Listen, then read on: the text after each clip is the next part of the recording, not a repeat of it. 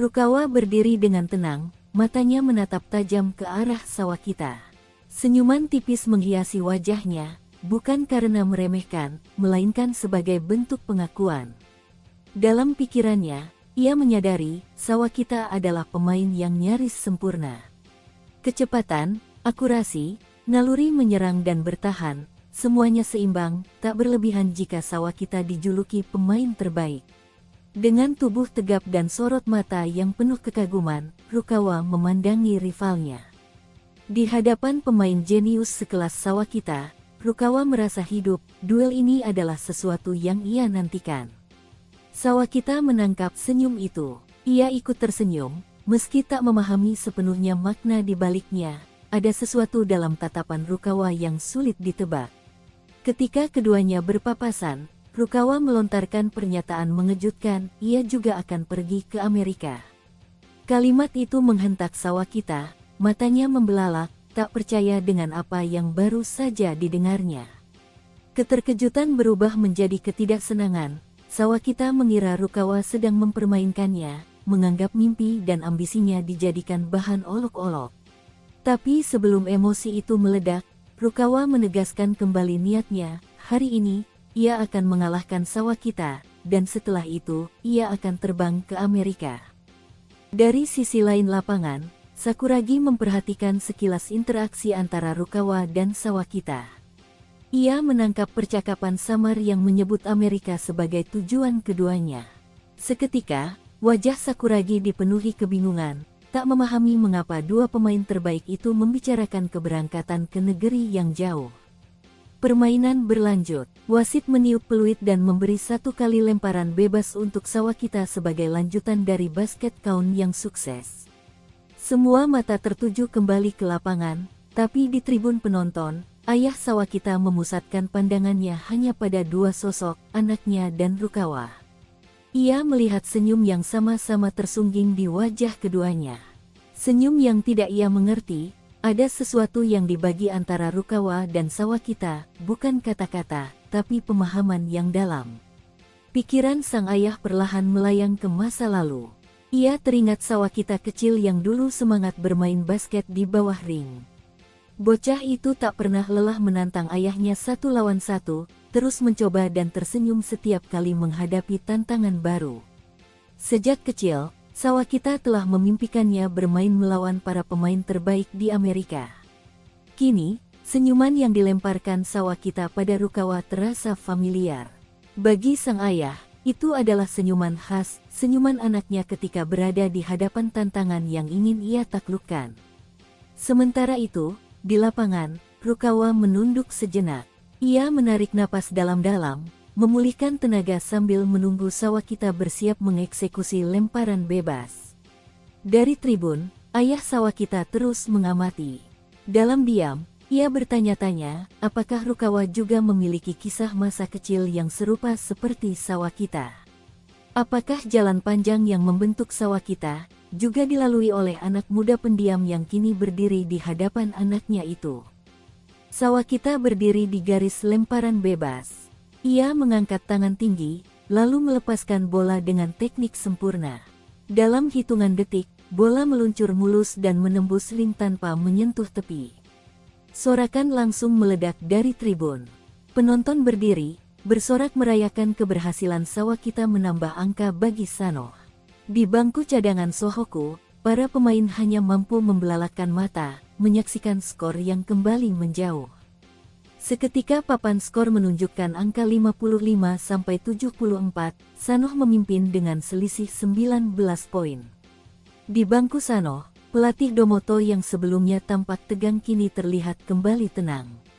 Para pemain cadangan Sanoh duduk dengan rileks, menampilkan ekspresi penuh keyakinan bahwa kemenangan sudah di depan mata. Sementara itu, para pemain Sohoku segera menggulirkan bola untuk memulai serangan berikutnya.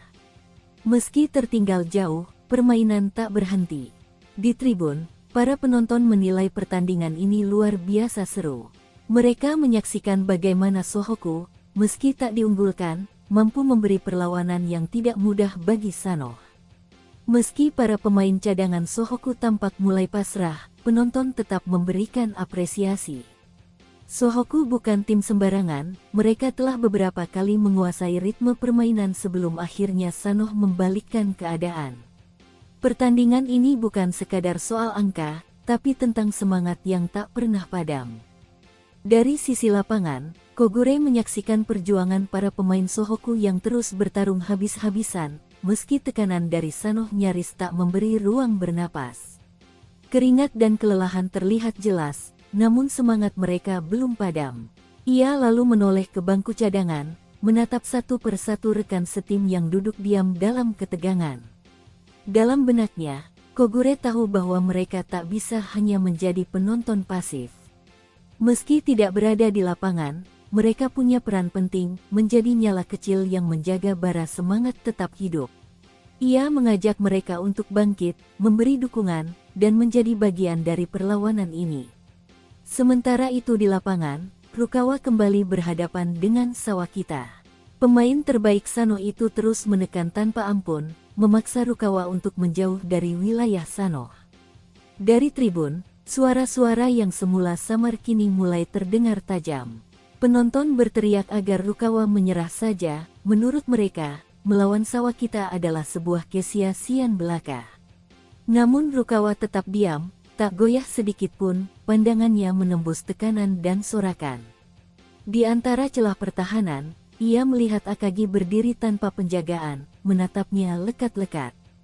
Rukawa sempat melirik Akagi yang berdiri bebas, mempertimbangkan kemungkinan untuk mengoper. Namun ia belum menemukan momen yang tepat, pertahanan Sanoh terlalu rapat, dan ruang itu belum benar-benar terbuka. Sawakita mengira Rukawa sedang melamun di tengah permainan, lalu melontarkan pertanyaan seperti ingin mengusik fokusnya. Tapi sebelum Rukawa bereaksi dengan pertanyaannya, tangan Sawakita langsung menyambar, mencoba merebut bola dari penguasaan Rukawa. Rukawa cepat bereaksi, dengan satu gerakan cekatan, ia menghindar dari sergapan itu dan tetap menguasai bola. Tubuhnya langsung bersiaga, bahu menunduk sedikit, lutut merendah, dan tatapan matanya tajam mengunci celah di depan. Ia bersiap untuk menembus pertahanan Sanoh. Diam-diam, ia menanti momen di mana keseimbangan Sawakita goyah. Dari kejauhan, Akagi memperhatikan. Ia terkejut melihat ketenangan Rukawa. Tidak ada tanda gugup atau tekanan di wajahnya, hanya ketegasan dan konsentrasi penuh. Tergambar jelas Rukawa sedang menanti waktu yang tepat untuk mengoyak pertahanan Sanoh. Kilasan masa lalu menyusup ke benak Rukawa, saat di tengah latihan sengit, ia berhadapan langsung dengan Sendo dalam duel 1 lawan 1. Dengan dorongan penuh semangat, Rukawa menerobos sisi lapangan, mencoba menembus pertahanan lawannya yang tak mudah ditembus. Kecepatan dan kelincahannya menjadi senjata utama, hingga akhirnya ia berhasil melewati Sendo. Rukawa melompat, mencetak poin bersih ke dalam ring dengan gerakan yang nyaris sempurna.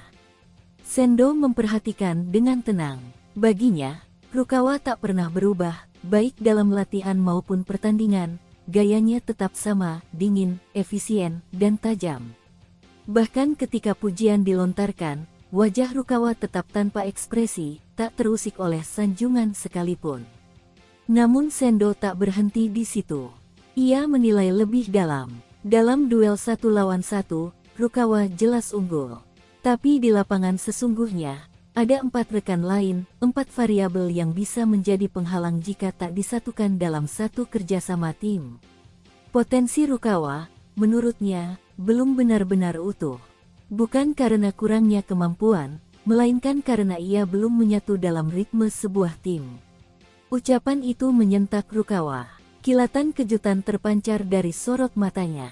Bukan karena ia tak tahu, tetapi karena baru saat itu ia benar-benar mendengarnya, bahwa dalam permainan besar ini, kejayaan tak ditentukan oleh satu nama saja. Rukawa menggiring bola menembus garis pertahanan Sanoh. Di depannya, Sawakita telah siap, menutup setiap celah dengan postur siaga. Waktu penguasaan bola bagi Sohoku hanya tersisa 10 detik, namun Rukawa belum juga menemukan ruang yang bisa diubah menjadi peluang. Dari bangku cadangan Sanoh, pelatih Domoto sempat mengira Rukawa mulai kehilangan arah, bahwa tekanan Sawakita telah membuatnya menyerah diam-diam. Namun tatapan tajam yang Rukawa arahkan langsung ke lawannya berkata sebaliknya. Tidak ada ketakutan di sana, hanya fokus dan keyakinan yang mengunci pandangannya. Rukawa mengamati setiap gerakan Sawakita dengan ketelitian luar biasa. Ia membaca pola, mengukur ritme, menanti gesekan kecil dalam langkah lawan yang bisa ia ubah menjadi sebuah kesempatan. Bagi pelatih Anzai, meski dari luar Rukawa terlihat tenang, ia tahu bahwa pemain mudanya itu bukan tipe yang menyerah hanya karena keadaan tak berpihak. Detik demi detik menyusut, suara lantang Miyagi terdengar dari sisi lapangan, mengingatkan bahwa waktu hampir habis. Namun Rukawa tak goyah, tatapannya tetap tajam, pikirannya terus menelisik, tubuhnya masih membaca kemungkinan terakhir. Waktu terus berkurang, 4 detik tersisa. Di tribun, Haruko bersama para pendukung Shohoku mulai berseru dengan gelisah. Kekhawatiran menyelimuti mereka, takut jika semua akan berakhir tanpa tembakan, dan tanpa perlawanan. Di bangku pelatih, Anzai mulai goyah. Kegelisahan muncul di raut wajahnya, bertanya-tanya, apakah Rukawa masih mampu menjaga ketenangannya, atau justru sedang tenggelam dalam tekanan. Di tengah derasnya serangan, Rukawa mendadak terhenti oleh kilasan ingatan, perkataan Sendo menggema jelas di benaknya. Teknik 1 lawan 1, kata Sendo, hanyalah satu dari sekian banyak cara menyerang dalam permainan basket, bukan segalanya. Sendo menatap lurus dengan ketegasan yang tak tergoyahkan. Selama Rukawa terpaku pada duel 1 lawan 1, ia tak akan mampu mengalahkannya. Kini, di lapangan, sorot mata Rukawa berubah, tidak lagi hanya tajam, tapi juga penuh pemahaman. Ia mengerti, ia menerima, dan di saat itulah, langkahnya menjadi lebih matang. Membawa bola dengan ketenangan penuh, ia memiringkan tubuhnya, sedikit membelakangi Sawakita. Gerakannya halus tapi tegas, tubuhnya menjadi perisai bagi bola, menutup celah dari tangan cepat Sawakita yang bersiap menyambar. Rukawa terus berlari menyusuri sisi kanan lapangan, tubuhnya meluncur cepat di antara batas ruang dan tekanan waktu. Di sisi berlawanan, Sawakita mengikuti ketat, setiap langkahnya mengunci ruang gerak Rukawa, mencoba menutup jalur dan membaca arah serangan. Dari bangku penonton, ayah Sawakita mengamati dengan sorot penuh tanya. Ia heran, Rukawa tidak memaksa masuk menembus jantung pertahanan Sanoh seperti biasanya.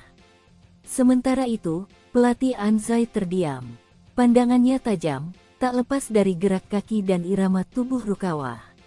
Di sisi lain, pelatih Domoto menganalisis cepat dan memprediksi Rukawa akan menembak dengan jump shot. Dan tepat seperti dugaan itu, Rukawa menghentikan langkahnya. Ia membungkuk ringan, tubuhnya bersiap naik dalam satu gerakan yang penuh kendali untuk melakukan jump shot. Sawakita sempat terkejut dengan perubahan ritme yang tiba-tiba, namun instingnya tetap terjaga. Ia membaca gerakan itu dengan cepat, bersiap meloncat dan membendung tembakan yang akan melayang dari tangan Rukawa. Ternyata Rukawa tidak melakukan jump shot. Ia berhasil mengecoh Sawakita dengan gerakan tipuan yang halus namun tajam. Dalam sekejap, bukan hanya Sawakita yang terpancing, Mikio dan Fukatsu pun ikut terseret, membentuk satu garis pertahanan yang rapat, namun meninggalkan satu celah fatal. Akagi berdiri tanpa penjagaan di area kunci. Tanpa aba-aba, bola meluncur melewati belakang tubuh Rukawa. Passing cepat dan tak terduga itu mengarah tepat ke Akagi.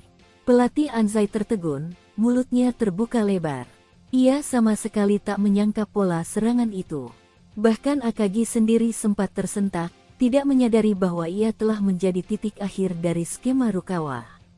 Sawakita berdiri membeku, mata membelalak, mulut terbuka menyadari dirinya telah terkecoh sepenuhnya. Ia mengira Rukawa akan memaksakan terobosan dan melakukan jump shot, namun nyatanya hanya tipuan licin untuk membuka celah. Kini, Sawakita tak lagi dalam posisi mengejar. Ia kehilangan langkah, dan bola telah berpindah tangan, mengarah pada Akagi yang siap menuntaskan serangan. Bagaimanakah kelanjutan kisah serunya? Untuk mengetahui kisah lengkapnya, silahkan tonton video selanjutnya.